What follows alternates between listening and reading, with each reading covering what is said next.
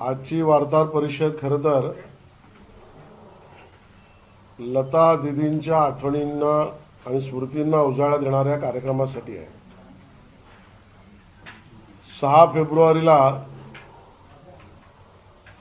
लता दीदी या जगतातून गेल्या, आपल्याला सोडून गेल्या, पण त्यांच्या स्मृती लता मंगेशकरांच्या आपल्याला रोज आणि रोजच्या जीवनामध्ये आल्याशिवाय राहत नाही। या पद्धतीचे दिवस आपल्या आयुष्यातले आजही आहेत। या 6 फेब्रुवारीला 1 वर्ष पूर्ण होत आहे आणि त्यानिमित्ताने आम्ही सगळे या देशात लता दीदींच्या आठवणींना पुन्हा एकदा उजाळा संगीतमयी माध्यमातून द्यावा म्हणून लतांजली या नावाचा कार्यक्रम आयोजित केलेला आहे। या 6 फेब्रुवारीला सायंकाळी 6 वाजता षण्मुखानंद हॉलमध्ये या कार्यक्रमाचं आयोजन केलंय। कार्यक्रमाचं नाव लतांजली असं आम्ही ठेवलेलं आहे आणि आज कार्यक्रमाचं पूर्ण संयोजन मेराक इव्हेंट्स नावाच्या कंपनीच्या माध्यमातून आम्ही करतो आहोत। यामध्ये लता दीदींच्या गाण्यांची प्रस्तुती करायला प्रसिद्ध गायिका साधना सरगम, बेला शेंडे, शरयू दाते, संपदा गोस्वामी, निरुपमा डे असे गायक कलाकार आपल्या कला त्या ठिकाणी प्रदर्शित करणार आहेत। निवेदक म्हणून संदीप पंचवाटकर आणि आर.जे. गौरव हे नामवंत निवेदक त्या ठिकाणी निवेदनाचं काम करणार आहेत आणि संपूर्ण संगीत संयोजन हे चिराग पांचाळ त्या ठिकाणी करणार आहेत। विशेष या कार्यक्रमाचं म्हणजे लता दीदींच्या गाण्याचा स्वतःच्या करिअरमध्ये ज्यांना खऱ्या अर्थाने उपयोग झाला असे कलाकार खूप आहेत, पण त्यातली प्रमुख काही कलाकार सुपरस्टार त्या दिवशी षण्मुखानंदमध्ये येणार आहेत। त्या सगळ्यांचा आम्ही मनापासून धन्यवादही व्यक्त करतो। त्यामध्ये सिनेस्टार अभिनेत्री राखी, गुलजार, हेमा मालिनीजी, आशा पारेखजी, मौसमी चटर्जी, पद्मिनी कोल्हापुरेजी, नीतू कपूरजी, रीना रॉयजी, बिंदूजी, पूनम ढिल्लो, रवीना टंडनजी, राणी मुखर्जी आणि काजोल या सर्व अभिनेत्री सुपरस्टार त्यांची गाणीही तिथे गायली जाणार आहेत आणि ते स्वतः सुद्धा लता दीदींना आदरांजली वाहण्यासाठी त्या ठिकाणी येणार आहेत। प्रसिद्ध संगीतकार आनंदजी आणि प्यारेलालजी हे दोघेही त्या कार्यक्रमाला येणार आहे। हा कार्यक्रम संपूर्णतः लता प्रेमींसाठी विनामूल्य आहे आणि याच्या संयोजनामध्ये आमचे मित्र सहकारी मंजिरी हेटे आणि प्रसाद महाडकर यांचं नियोजनही आहे। या कार्यक्रमातलं अजून विशेष म्हणजे लता दीदींना मुंबई पोलीस बँडतर्फे लतांजली सुद्धा त्या कार्यक्रमाच्या आवारात वाहिली जाणार आहे। लता दीदींच्या काही गाण्यांवर काही गाणी वाजवून मुंबई पोलीस बँड त्या ठिकाणी स्वतःची कलासुद्धा आणि लता दीदींना आदरांजली सुद्धा वाहणार आहे। या कार्यक्रमाच्या बाबतीतलं नियोजन पूर्ण होऊन 6 तारखेपासून हा कार्यक्रम प्रत्यक्षात होईल आणि त्यानंतर सोशल मीडियाच्या माध्यमातून जास्तीत जास्त प्रेमींपर्यंत तो पोहोचवण्याचा आमचा प्रयत्न आहे। या पद्धतीचं निवेदन मला आपल्या समोर करायचं आहे। हिंदी में आज की प्रेस ब्रीफिंग ये लता दीदी की संगीतमयी यात्रा को स्मरण करने के कार्यक्रम के निमित्त है। 6 फरवरी को लता दीदी अपने बीच से चली गई, लेकिन आज भी रोज उनके गाने और उनकी याद पूरा भारतवर्ष उनको याद करता है। इस 6 फरवरी को प्रथम स्मृति दिन के निमित्त एक बड़े कार्यक्रम का आयोजन हमने किया है। 6 फरवरी शाम 6 बजे षणमुखानंद हॉल में लतांजलि इस नाम से कार्यक्रम का आयोजन किया है और लता दीदी ने गाए हुए गाने वहाँ प्रदर्शित होंगे और इसका पूरा कार्यक्रम का संयोजन मेराक इवेंट्स की कंपनी के साथ हम कर रहे हैं और उसमें सुप्रसिद्ध गायिका साधना सरगम जी, बेला शेंडे जी, शरयू दाते जी, संपदा गोस्वामी जी, निरुपमा डे जी, ये सब गायिका लता दीदी के गाने गाने वाली है। निवेदक इस नाते संदीप पंचवाटकर और आरजे गौरव ये निवेदन का काम करेंगे और संगीत संयोजन ये चिराग पांचाल जी करने वाले हैं। इस कार्यक्रम का विशेष ये है, लता जी के आवाज़ के कारण बहुत सारे अभिनेत्रियों को अपनी आइडेंटिफिकेशन मिली फिल्म जगत में। उसमें से कई सुपरस्टार अभिनेत्री इस कार्यक्रम में स्वयं आने वाली है, हम उनका धन्यवाद व्यक्त करते हैं। उसमें सिने स्टार अभिनेत्री राखी गुलजार जी, हेमा मालिनी जी, आशा पारेख जी, मौसमी चटर्जी, पद्मिनी कोल्हापुरे जी, नीतू कपूर जी, बिंदु जी, रीना रॉय जी, पूनम ढिल्लो जी, रवीना टंडन जी, रानी मुखर्जी और काजोल ये स्वयं षणमुखानंद हॉल में लता दीदी को आदरांजलि देने उपस्थित होने वाले हैं। ये कार्यक्रम लता दीदी के चाहने वालों को हमने फ्री में रखा है और इसके पूरे नियोजन में हमारे साथी प्रसाद महाड़कर और मंजरी हेटे उसका नियोजन कर रही है। विशेष इस कार्यक्रम में और एक बात है कि षणमुखानंद के प्रांगण में लता दीदी के कुछ गानों पर मुंबई पुलिस का बैंड भी उनको अपनी कला को प्रदर्शित करके आदरांजलि देने वाला है। आशीष जी, मुंबई चुनाव जब उपचुनाव मराठी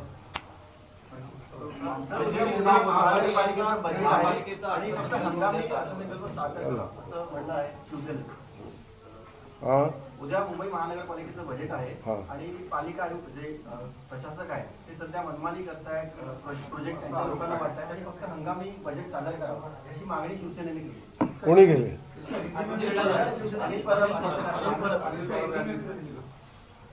मला असं वाटतं की अनिल परबांना कदाचित आजची ज्यांची मनस्थिती आहे त्यामध्ये फॅक्ट्स व्हेरीफाय न करता दुर्दैवाने बोलायची परिस्थिती आलेली आहे। मुंबई महापालिका आयुक्ताला ॲडमिनिस्ट्रेटर म्हणून नियुक्त केलं कोणी? सरकारने। ज्या सरकारने गव्हर्नमेंट रिझॉल्युशन म्हणजे शासन निर्णय केला तो 7 मार्चला ज्यावेळेला सभागृहाच्या सर्व अधिकार संपले महापालिकेच्या त्यानंतर 7 मार्चला दिला तो शासन निर्णय काढला कोणी? राज्य सरकारने। त्या शासन निर्णयामध्ये 7 मार्चच्या असा अभिप्रेत आहे लिहिलेला आहे की महापालिका सभागृहाचे, महापालिकेचे, स्थायी समितीचे, सर्व समित्यांचे सर्व अधिकार हे आयुक्ताला दिले। याचा उल्लेख कोणी केला? राज्य सरकारने। या तिन्ही गोष्टी करणारं राज्य सरकार कोणाचं होतं? तो उद्धव ठाकरेंचं। ते होते मुख्यमंत्री। त्यांच्या सहीने निघालेल्या शासन निर्णयामध्ये सर्व अधिकार ज्या आयुक्ताला दिले त्यानंतर हंगामीचा प्रश्न येतो कुठे?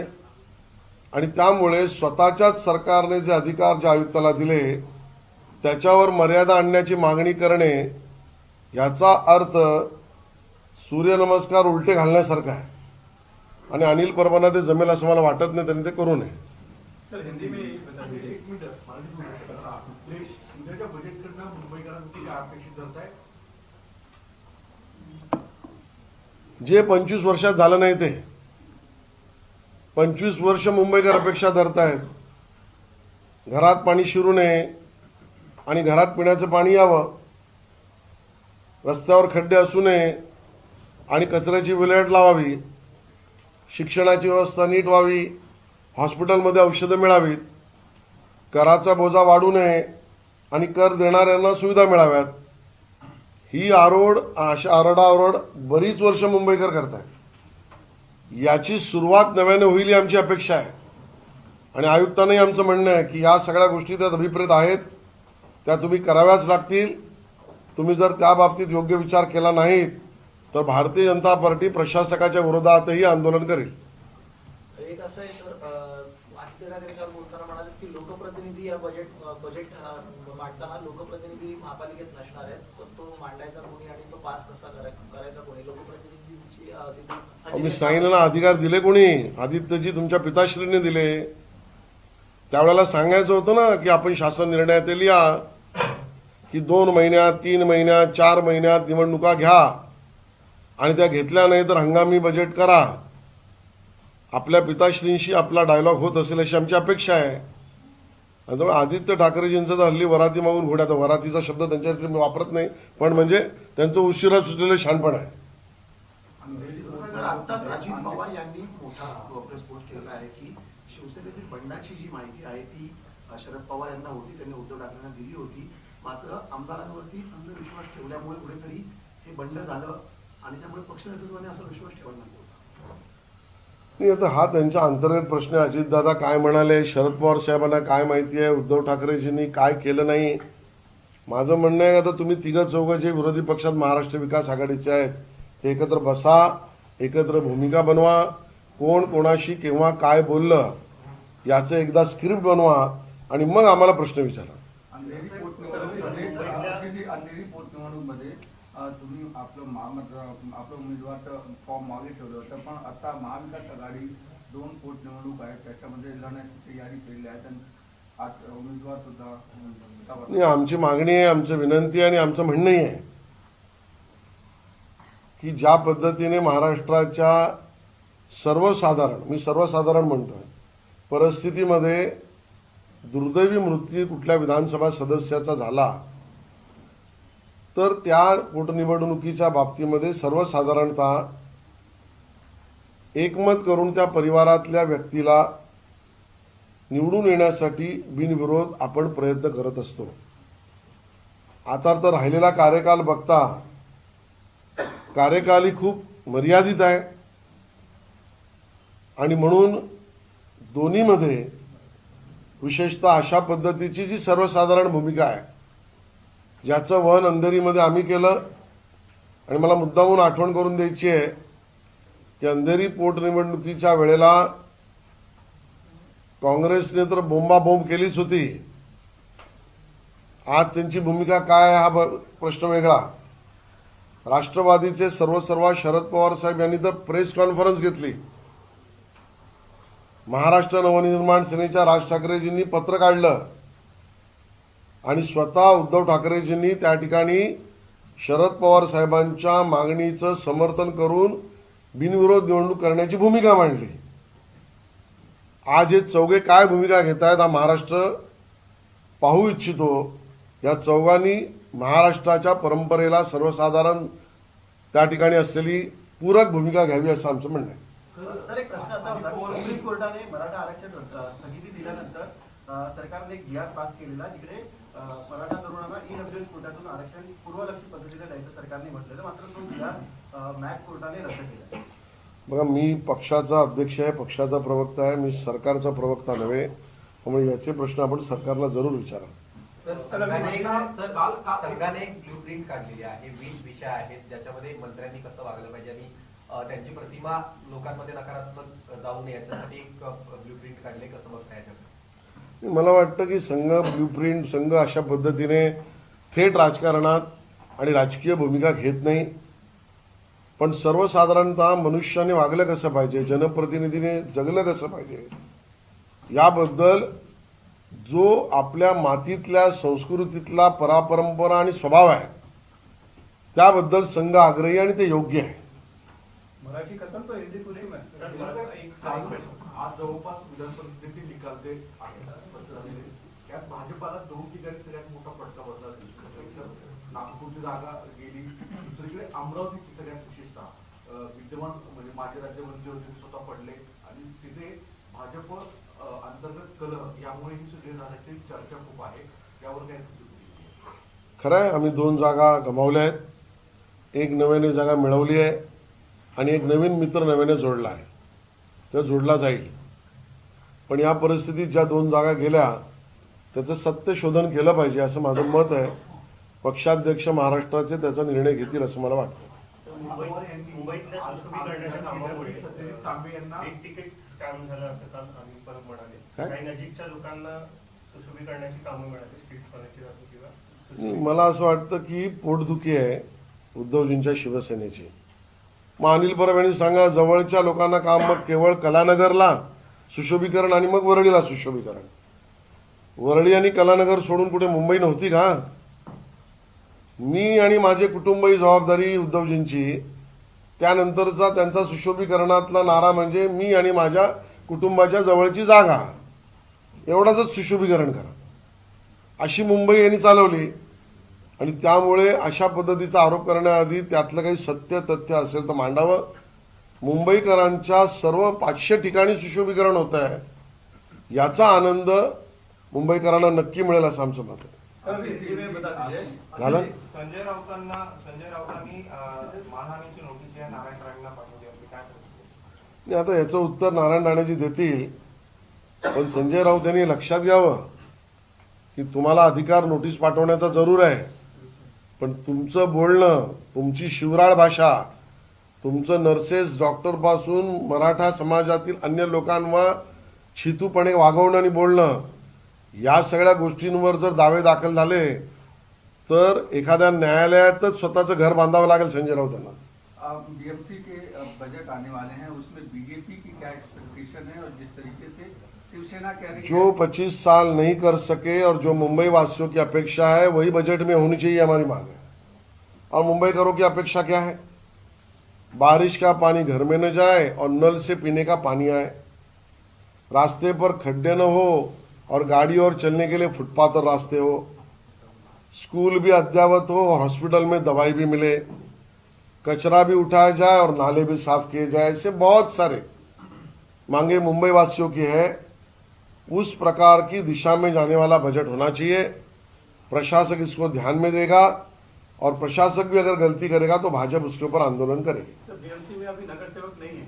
अमूमन जब बजट रखा जाता है तो स्टैंडिंग कमेटी में पास होता है. इसके लिए शिवसेना की मांग है कि देखिए, शिवसेना जो उद्धव जी की है, असत्य बोलना, झूठ फैलाना और प्रदूषण करना, इनका ये सार्वजनिक कार्यक्रम है.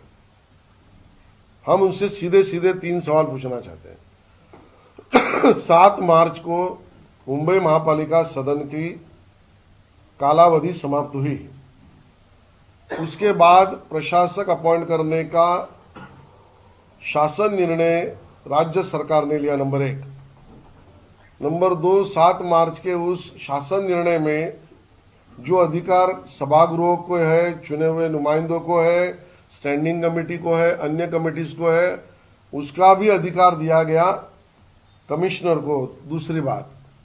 और तीसरी बात, इन सब अधिकारों के तहत पूर्ण रूप से काम करना, इसके अधिकार भी दिए गए आयुक्त को. ये तीनों चीजें राज्य सरकार ने जब दी, उस 7 मार्च को मुख्यमंत्री थे उद्धव ठाकरे जी, उनके सिग्नेचर से ये सब अधिकार जब आयुक्त को और प्रशासक को दिए गए, तो अब उसमें मर्यादा डालने की मांग तब आपने क्यों नहीं की थी? तो आज आपको जो मुंबई वासियों को मिलने वाला है उससे तकलीफ हो रही है क्या? इसके लिए आपने दिए हुए अधिकारों पर आप ही अभी मर्यादा करने की बात कर रहे हैं. हम तो कानूनन अधिकार की बात कर रहे हैं, मुंबई वासियों को उनका न्याय मिले. प्रशासक पे आरोप है कि उन्होंने पिछले साल का जो बजट पास हुआ था उसके मद में से सिर्फ 37 ही इस्तेमाल करता है. यही तो शिवसेना का फेल्योर है, हमारा आरोप ही है. उस बात को हम उजागर भी कर रहे हैं. 80,000 करोड़ का एफडी किया, एग्जीक्यूशन ऑफ वर्क 40% भी नहीं किया. तो आपने अपने बगल बच्चों का तो सोचा, मुंबई वासियों का कब सोचा? और इसी मुद्दे को लेकर हम चुनाव में जाने वाले हैं. आपसे अंधेरी उपचुनाव के दौरान आपने अपना कैंडिडेट विड्रॉ कर दिया था. 2 उपचुनाव हैं महाराष्ट्र में, के लिए महाविकास आघाड़ी अपने कैंडिडेट खोज रही है?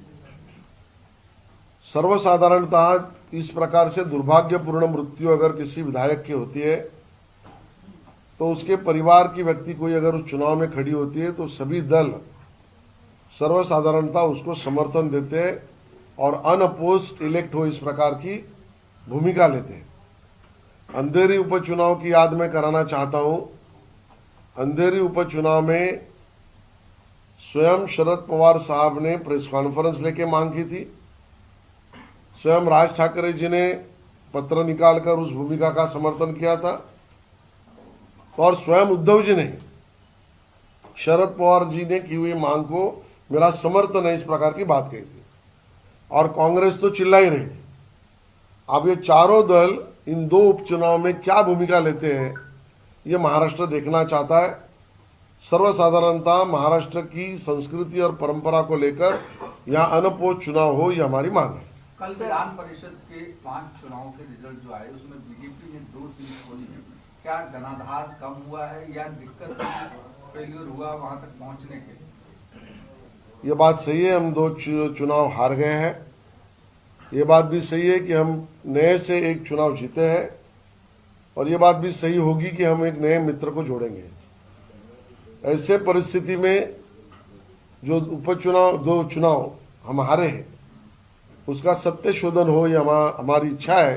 माननीय अध्यक्ष महाराष्ट्र प्रदेश के उसके बारे में सोचेंगे।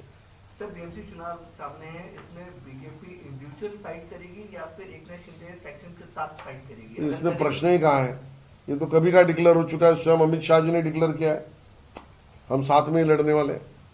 सीट बंटवारे को लेकर कांग्रेस जो है प्रदर्शन करने वाली है, कैसे देखकर लगातार पार्लियामेंट में आवाज। चलो भाई, लता दीदी जी के कार्यक्रम में आप सब लोग आइए और आपके माध्यम से महाराष्ट्र देश और पूरे मुंबई की जनता को इस कार्यक्रम का आनंद देने का न्योता भी दीजिए। बहुत धन्यवाद।